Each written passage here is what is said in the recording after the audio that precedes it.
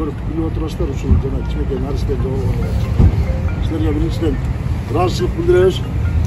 Чечте баягы жарандык өзүңөрдүн милдетиңер, адамгерчилик мамилеңер менен ушундай чоң кылсак жардамыбыз тиже жакшы болот эле деп келип бергенсиздер. Анан эми биз баягы военный подразделениеде бир калам кызмат беребиз, ошо катарга тургулам, мындай тургулап айтса капа болмок. Любой жерде бир ийгиликке жетиш үчүн тартип керек да. Тартиптен баштай беричи. Азыр биз соозунун орунбасары айтты, начальник болот. Yok, начальник милиция болот. Жаңы келген начальник. Азыр орунбасарын түшүндүрүп берди. Примерно список кылдык да, көчө маршрут кылып, кайсы айылдардын, кайсы жактарын отработка кылабыз. Чоңураак айылдарга өзүбүздөн 4 сотрудник бөлдүк. Ага 20-30 жарандарды бөлүп беребиз да, сиздер билет. Анан кийин кичирээк жерлерге 2 сотрудник, 20 жаранды ушундай кылып бөлүштүрөбүз. Азыр ошол списокты уруксат берсеңер окуй берсек, анан кылдырсак. Анан ошол список менен жерине барганда жарандар менен сылык мамиле жасаңыздар. Сиз отуруңдар.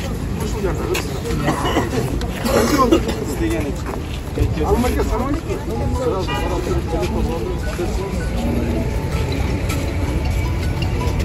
Канча болду? Çekim beraber cılgınızlar. Bunda cılgılıyor. 26 oldu. Bu da тоже 30 jara. Barpı çıkıyor. Barpı var.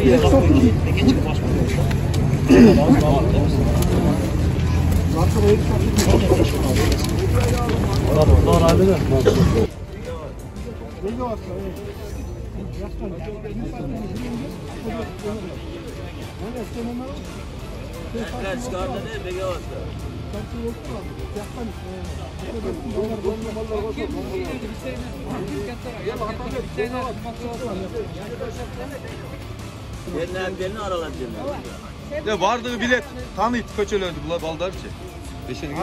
Aralga da aralga. Kança kişi?